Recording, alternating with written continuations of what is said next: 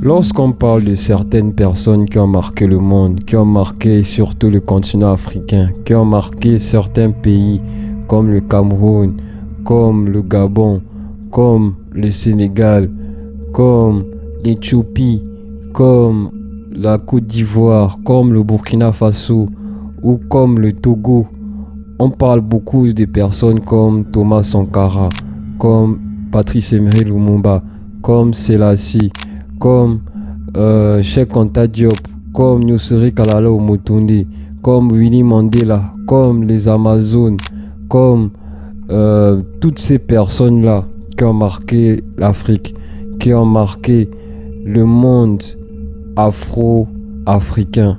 Mais on ne parle jamais de Oumyobé.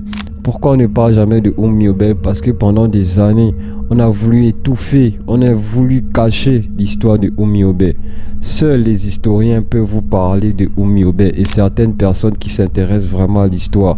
Mais saviez-vous que Oumyobé fait partie des pères du panafricanisme? Saviez-vous que Oumyobé fait partie des personnes là qui parlaient déjà de l'unification de tous les Africains, surtout des Camerounais entre le Cameroun, de l'Afrique francophone et de l'Afrique anglophone. Il a traversé clandestinement les frontières pour pouvoir aller à l'ONU, aux États-Unis, pour pouvoir dire haut et fort que l'Africain doit s'unir, les Camerounais doivent s'unir entre la partie anglophone et francophone. Mais il faut savoir qu'il a été trahi par ses propres alliés. Un certain Théodore, lorsqu'il se cachait dans la forêt, ce dernier a menti qu'il partait se soulager. Et lorsqu'il est soi-disant allé se soulager, l'armée oligarchique occidentale française a capturé et a éliminé ce grand homme qui s'appelait Oumyobé, qui laissa derrière lui une femme avec 2 enfants, dont l'un avait seulement que 16 mois. La mère de la femme de Oumyobé fut éliminée sur le champ et son cuisinier également. Il faut savoir que Oumyobé s'est battu pour avoir l'indépendance, pour avoir cette souveraineté, cette libération-là.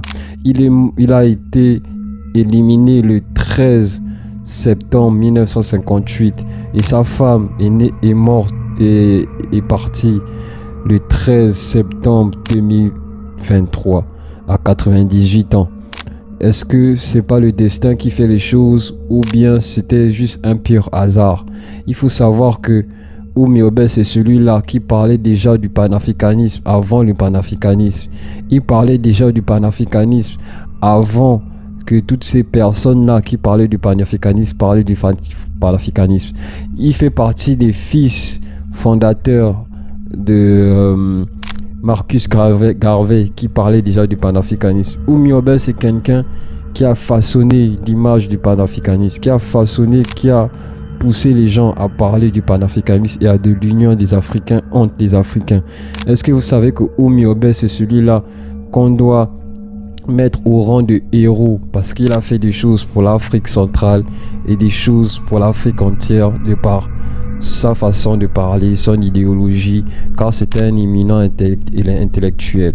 Je me pose la question, pourquoi aujourd'hui on ne déclare pas le 13 septembre comme étant un jour férié? Parce que les autorités camerounaises, les hautes autorités occidentales font en sorte qu'il n'y ait pas ce jour de férié. Parce que Oumyobé, c'est celui-là qu'on doit mettre comme étant un panthéon, comme étant une personne qui a marqué l'histoire, qui a marqué le monde. Alors j'aimerais vous dire, parlons de Oumyobé, honorons Oumyobé et faisons en sorte que Oumyobé soit toujours vivifié à jamais dans nos cœurs et parmi nous, soit un ancêtre comme tout autre, à jamais dans nos cœurs. J'espère que tu as appris quelque chose. Abonne-toi, like, partage et surtout, en ensemble. Peace.